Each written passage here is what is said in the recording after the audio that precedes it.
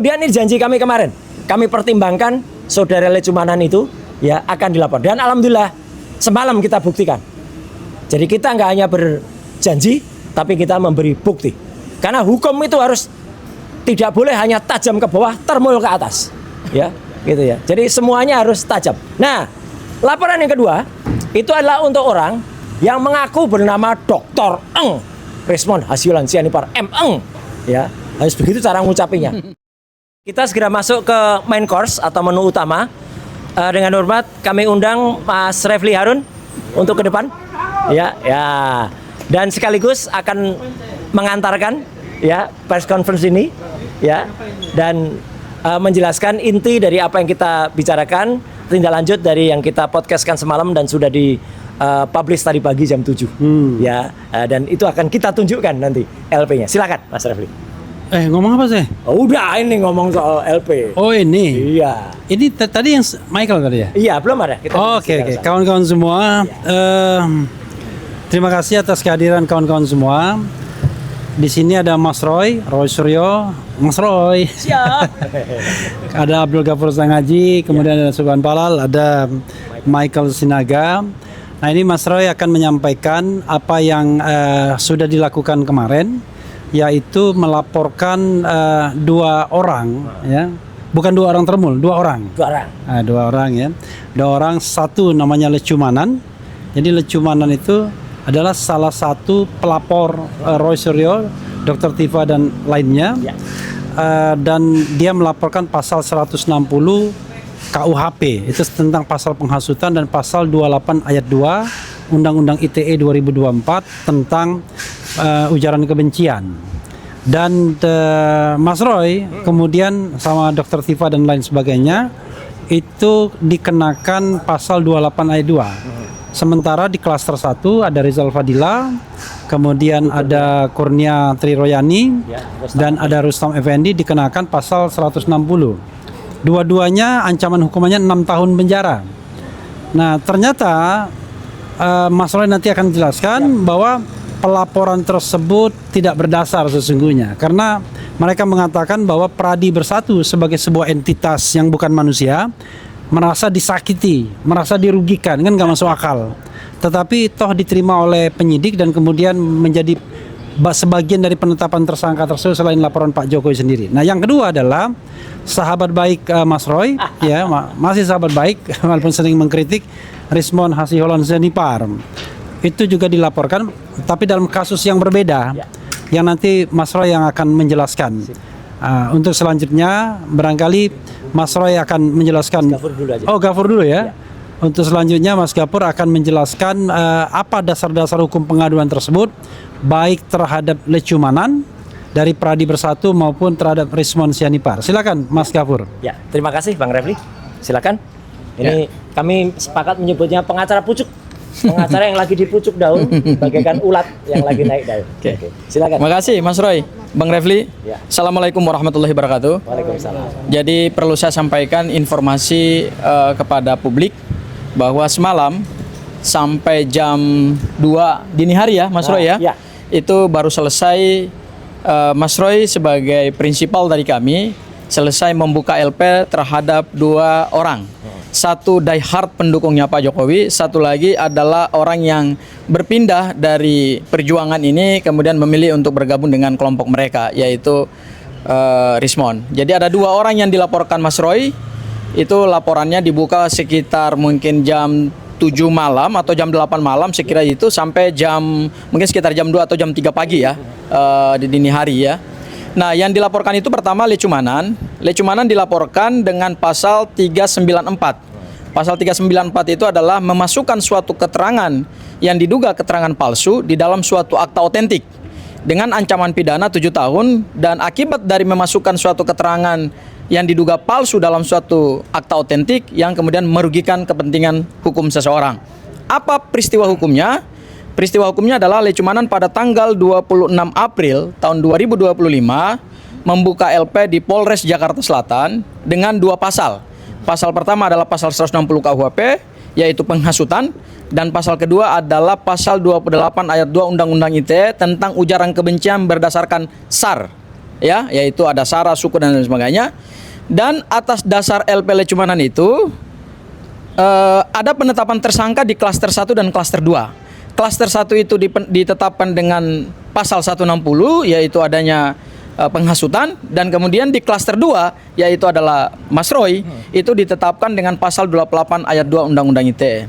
Apa yang diduga palsu dari keterangan atau dari laporannya Lecumanan? Yang diduga palsu adalah adanya konstruksi peristiwa hukum bahwa Lecumanan melaporkan kepada Polres Jakarta Selatan sehingga para tersangka ini ditetapkan sebagai tersangka, yaitu penghasutan, ujaran kebencian dengan korban adalah Pradi Bersatu. Ya. Jadi di berbagai kesempatan kami berdebat dari televisi ke televisi, juga Sekjen Pradi Bersatu maupun juga Ketua Pradi Bersatu telah menegaskan bahwa korban dalam perkara penelitian ijazah Pak Joko Widodo itu adalah Pradi Bersatu. Kami setelah melakukan pengkajian yang cukup dalam, kami menemukan bahwa ini memang ada unsur kesengajaan. Unsur kesengajaan untuk memaksakan LP-LP itu, karena Lecumanan melaporkan pada tanggal 26 April, baru kemudian diikuti oleh Pak Jokowi pada tanggal 30 April. Jadi sebetulnya yang membuka LP itu bukan Pak Jokowi duluan, tetapi yang membuka itu adalah relawan-relawan Pak Jokowi, termasuk pendukung-pendukung Pak Jokowi. Kami menduganya adalah sengaja dipaksakan oleh Lecumanan dan teman-teman yang lain supaya pasal-pasal itu masuk, sehingga mungkin perkara ini bisa naik kepada perkara pidana. Seharusnya kalau mereka mau mengatakan bahwa Pradi Bersatu adalah korban dari hasil penelitian ijazah Pak Joko Widodo, pertanyaan kita kepada mereka, dan ini akan dikaji dan ini adalah materialnya secara hukum, apakah Pradi Bersatu itu adalah korban dari penghasutan dan ujaran kebencian? Karena di dalam konstruksi hukum pidana, penghasutan maupun juga ujaran kebencian itu direspon oleh seorang makhluk hidup, bukan hewan tapi manusia. Ya, jadi ketika seseorang itu dikatakan menghasut, maka ada 3 unsur di situ. Pertama, ada orang yang menghasut. Kedua, ada perbuatan yang menghasut. Dan yang ketiga, ada orang yang menjadi korban, kemudian korban penghasutan dan melakukan suatu tindak pidana. Loh, ini ada badan hukum yang kalau istilah kita bicara ilmu biologi lah, ini kan benda mati gitu loh. Kok bisa menjadi korban dari suatu kajian ilmiah tentang ijazah Pak Joko Widodo? Dan setelah kami berdialog, berdiskusi, menguraikan peristiwa hukumnya dengan penyidik Polda Metro Jaya, makanya kemudian alhamdulillah adalah diterima LP-nya. Nanti ditunjukkan oleh Mas Roy ya. Siap. Jadi itu yang kami ingin kirim pesan, bahwa seseorang ketika ingin melaporkan orang lain, apalagi dalam peristiwa yang besar seperti ini, menyita perhatian publik, membuat gaduh satu negara, itu tentu prinsip kehati-hatian dan kajian hukum harus dilakukan secara cermat. Jangan karena emosional, jangan karena ingin buru-buru mempolisikan seseorang, akhirnya yang terjadi adalah ya sudah, kita paksakan sesuatu, kemudian sesuatu itu secara kajian hukum itu ternyata tidak masuk ke dalam konstruksi hukum pidana yang sebenarnya, bahwa kok ada badan ataupun lembaga yang itu bukan makhluk hidup, itu hanyalah satu entitas hukum di dalam hukum perdata yang kita sebut dengan badan hukum atau reh person, kemudian bisa menjadi korban. Nah, ini yang kemudian menarik untuk kemudian nanti ke depan akan menjadi bahan penyelidikan dan penyidikan. Itu yang laporan pertama terhadap Lecumanan. Jadi hanya 1 pasal, dan ancaman pidananya terhadap pasal 394, ancaman pidananya adalah 7 tahun penjara. Peristiwa yang kedua dilaporkan kepada mantan sahabat ya, Mas Roy ya, mantan pejuang juga di dalam perjuangan ini, yaitu Rismon Hasyolan Sianipar, dilaporkan dengan 2 pasal pidana, yaitu 343 KUHP, kemudian pasal 434 KUHP, yaitu fitnah, dan yang kemudian adalah 438, yaitu persangkaan palsu. Ya, apa peristiwanya? Peristiwanya adalah pada tanggal 5 Juni, dan ini dilakukan secara berlanjut, atau di dalam ilmu hukum disebut sebagai forgesit handling. Jadi ada perbuatan berlanjut yang dilakukan oleh Rismon dari tanggal 5, tanggal 6, dan tanggal 7 Juni 2026, yaitu secara terangan di podcast milik pribadinya Balige Academy, itu melakukan fitnah yang sangat luar biasa, sehingga juga menimbulkan persangkaan-persangkaan palsu, yaitu terkait dengan polemik yang sebenarnya telah mendapatkan suatu keputusan hukum yang ingkrah, yaitu polemik soal pencatatan aset di Kementerian Pemuda dan Olahraga pada saat Mas Roy menjadi Menteri Pemuda dan Olahraga. Dan dari peristiwa hukum tanggal 5, tanggal 6, dan tanggal 7 itu, Rismon seperti membuat serial-serial ya ada panci lah, ada kasur 175 juta lah, kemudian dia juga mempersoalkan pemancar antena lah, segala macam. Dan terhadap apa yang disampaikan Rismond itu, pada sesungguhnya pada yang kenyataannya peristiwa tersebut telah selesai. Jadi Rismond kami duga telah melakukan fitnah-fitnah yang luar biasa terhadap Mas Roy, dan itu fitnah-fitnah justru di luar persoalan sesungguhnya, yaitu ijazah yang hari ini belum mendapatkan kepastian hukum juga terkait dengan posisi berkas perkara gitu. Kalau Rismond ingin fokus untuk membela Pak Jokowi, ya sudah, kami menghargai ada penulisan buku itu, tetapi jangan kemudian membuat satu konten, membuat satu narasi di luar persoalan yang sesungguhnya yang pada akhirnya akan dimintai pertanggungjawaban pidana. Betul. Jadi Rismond telah melakukan fitnah secara berlanjut dari tanggal 5, tanggal 6, dan tanggal 7 bulan Juni 2026. Dan yang kedua, Rismond juga dilaporkan dengan pasal persangkaan palsu. Pasal 438, apa itu persangkaan palsu? Bahwa akibat perbuatan dia mengkaji, mempublikasikan terkait dengan polemik pencatatan aset di Kemenpora, itu kemudian diikuti oleh persangkaan palsu berikutnya yang juga diglorifikasi oleh para YouTuber yang berafiliasi dengan Pak Joko Widodo. Dan bahkan kemarin kita lihat itu ada yang mendatangi rumah Mas Roy di Jogja untuk memverifikasi dan melakukan persangkaan palsu bahwa ternyata jangan-jangan parabola yang dimaksud oleh Rismond itu adalah ini kali. Nah, jadi hari ini Mas Roy telah resmi mendapatkan 2 LP, yaitu terhadap Lecumanan dan kemudian terhadap Rismond Hasihwalan Sianipar, dan kami mohon bahwa semua proses hukum ini dilakukan secara adil, kemudian dengan prinsip due process of law, dan kami mengapresiasi Polda Metro Jaya bahwa ternyata Polda Metro Jaya tidak melakukan diskriminasi hukum ya terhadap kubu sebelah maupun juga terhadap kubu kami. Polda berdiri untuk kasus ini di tengah-tengah ya, untuk yang menanggapi beberapa laporan-laporan LP ya. Nah, itu barangkali dari saya, Mas Roy. Nanti Mas Roy yang akan menunjukkan LP-nya. Makasih Mas Roy. Baik.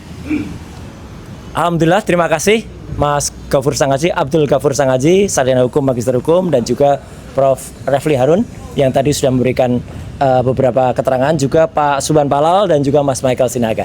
Nah, saya akan mulai dengan menunjukkan bukti. Jadi kalau kita melakukan press conference itu bukan hanya menunjukkan fotokopi dibawa kemana-mana. Justru orang yang nggak pernah punya bukti itu yang hanya bisa ngomong doang ya. Saya akan tunjukkan buktinya satu persatu ya. Alhamdulillah, pada kesempatan siang hari ini saya akan tunjukkan apa yang tadi disampaikan oleh Mas Ghafur Sangaji, dan juga setelah itu kami koordinasi dengan Pak Refli Harun sampai jam 3 pagi ya gitu. Inilah LP pertama. Jadi LP pertama itu adalah laporan polisi ya, nomor 4111 /6/2026 SPKT Polda Metro Jaya, yang sudah ditujukan kepada seseorang bernama Lecumanan.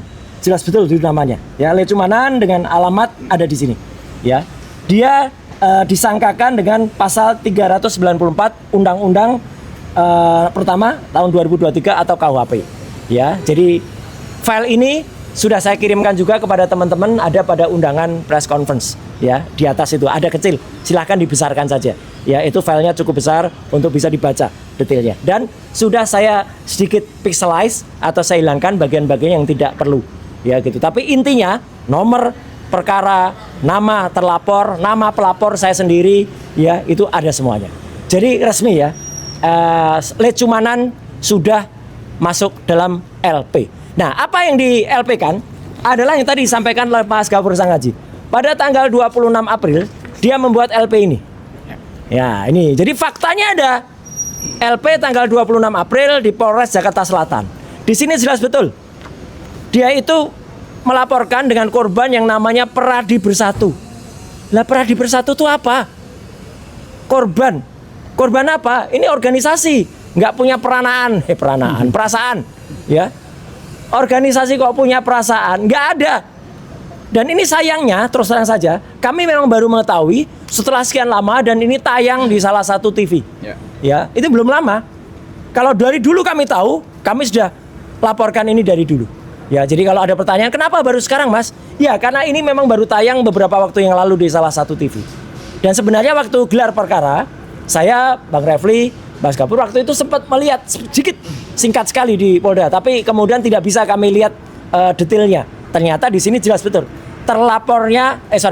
Korbannya adalah Peradi Bersatu. Sungguh suatu hal yang tidak masuk akal. Makanya kami menyesuaikan dengan, silakan Mas. Dengan apa yang sudah kami janjikan kemarin. Nih, Lecumanan ini memang berkali-kali orang ini, ya. Dulu juga ikut dalam hoax. Katanya ada uang sekian miliar diterima saya. Itu belum kami laporkan. Catatan, belum kami laporkan. Ya, bukan berarti tidak. Belum kami laporkan. Kemudian ini janji kami kemarin. Kami pertimbangkan saudara Lecumanan itu ya akan dilapor. Dan alhamdulillah semalam kita buktikan. Jadi kita nggak hanya berjanji, tapi kita memberi bukti. Karena hukum itu harus tidak boleh hanya tajam ke bawah, termul ke atas. Ya, gitu ya. Jadi semuanya harus tajam. Nah, laporan yang kedua itu adalah untuk orang yang mengaku bernama Dr. Eng Resmond Hasiulan Sianipar M. Eng. Ya, harus begitu cara ngucapinnya. Karena doktornya palsu. Ya, makanya di sini nggak kami tulis dokternya. Nanti kami kena orang yang salah ya, error in persona. Ini bukan dokter loh Mas. Nah, makanya dokternya nggak ditulis. Jadi respon jangan sakit hati kalau doktermu tidak ditulis. Karena kamu memang bukan dokter. Nah ini sudah kami laporkan juga dengan nomor perkara ya 4100 ada di sini, maaf. Ya itu ada laporannya. Ini Lecumanan, ini Lecumanan. Jadi ada di sini, sorry. Maaf ya, supaya tidak salah. Ntar di quote salah. Jangan sampai salah. Ada semua kok. Jangan khawatir, kita semua punya buktinya. Nah ini 4115. Nah, terlapornya namanya Resmond Hasiulan Sianipar. Pasal yang dilaporkan adalah 434 yaitu fitnah dan 438. Ya, itu tentang persangkaan palsu. Apa yang disangkakan dia dan palsu? Yaitu dia sengaja. Saya ulangi lagi, sengaja. Dia pada tanggal 5 Juni, 6 Juni, 7 Juni, dan satu lagi 8 Juni mengupload informasi yang sengaja. Ini kalau istilahnya orang itu kopoh, ya. Kopoh itu bebal, kayak kerbau itu sudah dicokok, nggak boleh belok sana, belok terus. Jadi dia tuh sudah diberitahu dan pada postingan yang kedua dia sudah tahu kalau saya sudah menjabat, itu persoalan sudah inkrah. Tapi dia tetap terus. Artinya orang ini sudah diberitahu, Mon, yang kamu lakukan itu salah. Itu sudah inkrah, ngeyel dia. Berarti kalau orang sudah diberitahu, saya sudah memberitahu kalau itu salah, dia tetap terus, maka jawabannya adalah laporan polisi. Ya, saya sudah memberitahu loh, bukan kami tidak memberitahu. Nah, apa yang dia lakukan? Ini. Jadi dia itu membuat fitnah dengan berseri. Ini 4 tayangan yang berbeda harinya semua. 5 Juni, 6 Juni, 7 Juni, 8 Juni. Dengan topik yang berbeda-beda. Dia kayaknya mau jadi produser sinetron saja, ya. Tiap saat keluarkan dengan ganti-ganti lokasinya. Yang pertama ada di Coffee Bean, yang kedua ada di tempat mana, Cafe Suki atau apa mana, dan dia ganti-ganti terus. Jadi dia itu punya mens rea, punya kesengajaan untuk membuat ini. Persangkaan palsunya apa? Ini yang fatal. Dia sudah terbukti secara material apa yang dia lakukan sudah mempengaruhi orang lain untuk membuat tuduhan yang sama. Nih, ada dari Mak Lampir, ya, ada dari si Thoyib Fanani, bahkan Thoyib Fanani, ketua Ceboker Nusantara, secara tidak sopan datang ke Jogja dan menunjuk-nunjuk di depan rumah saya, ya, kemudian menunjuk, oh ini jangan-jangan ini antena. Enggak gitu. Gayanya begitu, padahal maksudnya menuduh. Padahal antena rumah saya itu sudah ada sejak sebelum tahun 2000. Kemudian tidak hanya satu rumah saya yang didatangi, 2 rumah saya didatangi. Ya, jahat banget ini. Padahal dia juga sebenarnya mendatangi, kalau dia mau, ternyata dia mendatangi juga rumah sakit milik almarhum ayah saya yang kami kelola sekarang. Jadi itu kenapa saya MKes ya. Kami mengelola rumah sakit, namanya Rumah Sakit Jiwa Puri Nirmala. Kalau dia mau sebenarnya dia tinggal masuk saja. Saya terima sebagai pasien VIP, gratis. Ya, dia nggak masuk, dia cuma di luar. Ada ambulannya, dia hanya di luar nunjuk-nunjuk. Ini kan jahat banget orang ini. Bahkan mengambil keterangan dari orang-orang dan ngambil, dipilih, diedit mana yang merugikan saya. Misalnya dia pilih yang merugikan tuh, oh yang saya kemarin Idul Adha nggak ke Jogja. Iya, karena saya Idul Adha mengkorban itu di Jakarta. Dia pilih itu sebagai diksi yang menyesatkan. Kemudian mengatakan, oh dulu bapaknya Rama ini anaknya nggak pernah keluar rumah. Lah memang kalau saya di Jakarta kan yang memang nggak ada di Jogja. Jadi orang namanya Thoib Fanan ini jahat banget. Kemudian ada juga orang namanya ini Parbelak ini. Ya, ini juga mengglorifikasi hal yang sama. Jadi ini bukti bahwa apa yang dilakukan oleh si Resmond itu sudah mempengaruhi yang lain. Padahal apa? Kalau Resmond tuh mau sedikit baca, agak pinter sedikit, lihat berita ini. Jelas banget di sini bahwa semua sudah memberitakan, baik media mainstream maupun media-media lainnya, persoalan dengan Kemenpora sudah selesai. Karena waktu itu ada salah pencatatan internal di internal Kemenpora, kemudian dikoreksi. Kemenpora yang sebenarnya sudah menggugat saya, akhirnya mencabut gugatannya dan membayar biaya perkara. Dan persoalan dinyatakan selesai. Tidak ada lagi. Catatan di BPK juga nggak ada lagi, sudah. Karena salah kolom waktu itu. Harusnya barang itu milik negara, dicatatkan kepada Kementerian Pemuda dan Olahraga, dicatatkan kepada pribadi menteri. Jadi akibatnya apa? Saya yang ditagih. Ini kan jahat banget juga. Tapi semua sudah selesai. Nih beritanya. Dan bahkan bukan hanya ini. Putusan pengadilannya juga ada. Putusan pengadilan, ya, ini nomor 411 PDT tahun 2019. Yang jelas banget di situ menyebutkan orang namanya Imam Nahrawi, Menteri Pemuda dan Olahraga ke-12, pengganti saya Menteri Pemuda dan Olahraga ke-11, tadinya menggugat saya, ini melawan saya, sudah kemudian mencabut gugatan, nih, pada perkara pokok. Dan Kementerian Pemuda dan Olahraga atau penggugat membayar biaya gugatan. Selesai persoalannya, dan persoalannya ditutup, bahasa hukumnya inkrah. Jadi kalau ada persoalan sudah inkrah secara hukum dan pemberitaan sudah selesai, sudah si dokter palsu Resmond itu ya sengaja membaca berita-berita lawas, berita tahun 2019 dan berita-berita sebelumnya. Sehingga apa? Sehingga dia itu terplesetkan atau tersesatkan dengan pemberitaan, tersesatkan dengan pemberitaan yang salah. Padahal harusnya dia tidak demikian. Dia sedikit agak cerdas saja. Dia sudah bisa baca berita 2019. Semua media juga sudah menuliskan persoalannya selesai, itu tadi buktinya. Ya. Jadi kalau ibaratnya itu adalah dia mau membela ya orang namanya Petro ya. Nah. Dia mau membela Petro ini. Nah. Salah dia belanya. Bumi goncang-gancing, langit kelap-kelap, ini persoalan di bumi Nuswantoro. Ya, gitu. Ya. Ini ada Petro yang makin pusing karena makin tidak jelas. Katanya P21 sudah seminggu ini dalam waktu dekat. Ya, wah dia sampai terbalik-balik begini dia. Nah muncullah Sengkuni. Sengkuni itu siapa? Sengkuni itu adalah tokoh pengkhianat besar dalam dunia pewayangan. Ada Sengkuni ini. Sengkuni Hasiholan Sianipar. Ya, inilah. Dan dia bersekutu dengan para buta-buta galak ini. Wah, ini buta-buta nih. Dia jadi raksasa jahat. Bahkan bukan hanya raksasa jahat dia. Dia sekarang berkumpul dengan teman-temannya. Berhubung datangnya terlambat. Ya. Enggak kasihan, beliau itu pembinaan kita. Maka apa yang terjadi dengan orang-orang itu sekarang, ya, itu bisa kita sebut adalah kabehnya adalah asu kabeh. Ya, sekian, terima kasih. Wassalamualaikum warahmatullahi wabarakatuh. Waalaikumsalam warahmatullahi wabarakatuh. Ya, Pak, aduh, ya ini. Ya. Terima kasih. Saya kira udah selesai ya. Ya. Cuma gini, ini diskusi untuk pengetahuan ya. Terserah mau di record apa enggak. Gini, kawan-kawan ya. Kalau kita lihat yang namanya pengaduan Lecumanan itu saya bacakan ya.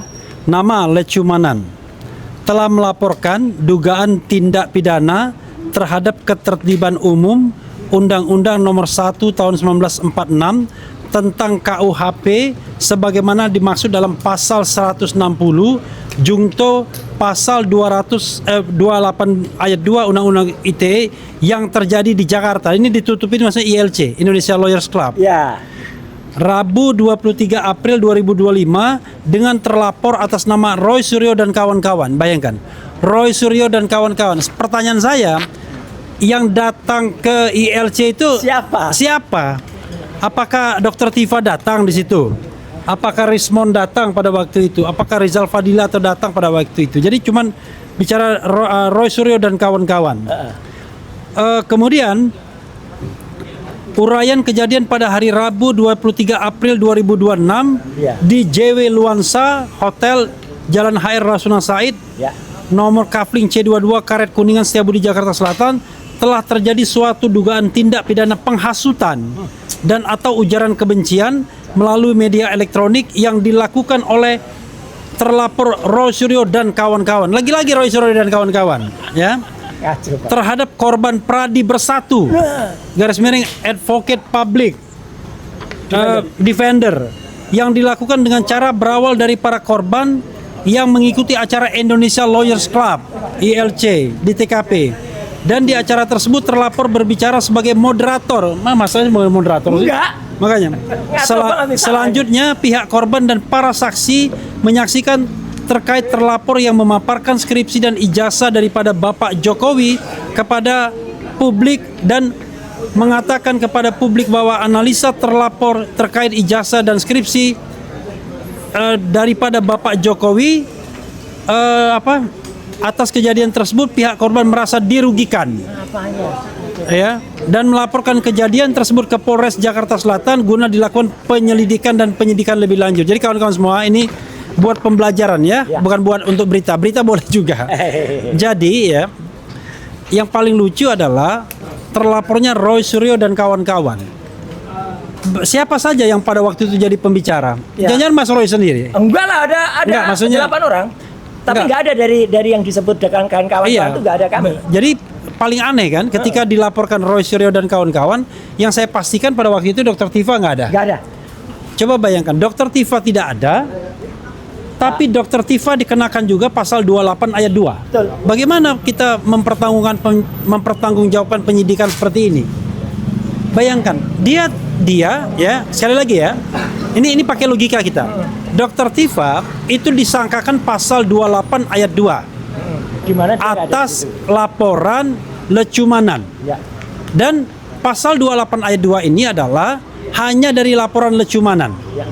Laporan Samuel Swekin tidak ada, laporan Andi Kurniawan tidak ada, karena mereka cuma 160 KUHP semua. Ya. Oke. Termasuk Pak Jokowi juga nggak ada. Pak Jokowi nggak ada juga. Pak Jokowi melaporkan pasal 310 KUHP, 311 KUHP, kemudian pasal 27A Undang-Undang ITE, dan kemudian pasal 32 ayat 1 dan pasal 35.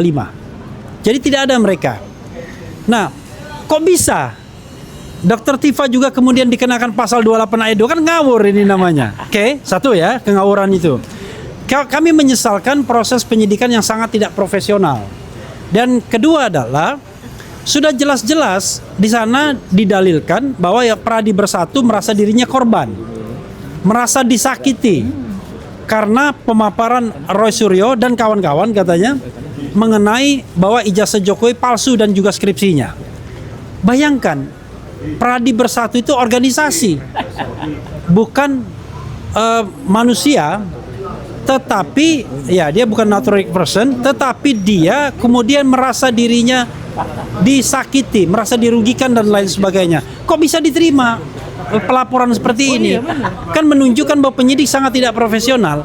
Kalau itu misalnya ya, ini kita kan challenge sebagai lawyer. Kalau itu misalnya hanya di Polres Jakarta Selatan, oke lah. Mungkin Polres Jakarta Selatan ya lalai atau sekedar menerima laporan. Tapi ketika laporan itu diintegrasikan ke Polda Metro Jaya dan tetap dimasukkan di sana, dan kita tahu bahwa orang-orang Pradi Bersatu adalah orang-orang yang paling sering memprovokasi agar Mas Roy ditahan dan lain sebagainya. Kita tahu kan orang-orangnya sering tampil di TV dan lain sebagainya, mengaku sebagai korban. Kok bisa penyidik memasukkannya? Makanya kemudian untuk memberikan pembelajaran kepada mereka agar tidak sembarang melaporkan tanpa legal standing yang jelas, itu ada dua paling tidak upaya hukum yang sudah dilaksanakan oleh Mas Roy ya, yang terkait Mas Roy langsung maupun tidak langsung. Pertama adalah CLS, Citizen Lawsuit. Itu dilakukan oleh 9 jenderal, kemudian 6 kolonel dan 2 warga negara biasa. Mempermasalahkan juga salah satunya adalah penyelundupan hukum yang diduga dilakukan ya oleh penyelundupan hukum diduga dilakukan oleh Polda Metro Jaya, penyidik Polda, karena yang digugat itu adalah Iman Imanuddin, memasukkan pasal orang-orang yang tidak memiliki legal standing di dalam pelaporan tersebut dan kemudian akhirnya menjadi dasar penersangkaan. Yang kedua, laporan langsung Mas Roy ke Polda Metro Jaya, walaupun nanti akan jeruk makan jeruk juga, tetapi tidak apa-apa, bagaimana kita menegakkan hukum, jelas-jelas bahwa dia kemudian mengatakan bahwa dia dirugikan, dan Mas Roy kemudian memberikan pembelajaran bahwa ini orang memasukkan keterangan yang palsu sesungguhnya. Itu yang bisa saya tambahkan sebagai pembelajaran kita, dan mudah-mudahan kawan-kawan aware bahwa proses penegakan hukum from the beginning kita mengatakan ini tidak fair, ya. Karena itu kita sekuat-kuatnya mengatakan bahwa kita harus hentikan proses ini karena sejak awal sudah tidak imparsial, sudah tidak profesional. Karena itu kita berusaha keras agar kasus ini dihentikan, tetapi pembuktian terhadap ijazah Jokowi harus terus dilakukan dengan forum-forum yang memang khusus dibuat untuk itu, seperti misalnya gugatan CLS di Solo, atau misalnya yang dilakukan rekan Rizal Fadila dan lain-lain dengan tim pemburu ijazah palsunya yang melaporkan dugaan penggunaan ijazah palsu, tidak hanya Pak Jokowi tapi juga 3 nama lainnya. Nah, ini jadi pembelajaran bagi kita semua. Itu saja yang ingin saya tambahkan. Mudah-mudahan ini bermanfaat. Wassalamualaikum warahmatullahi wabarakatuh.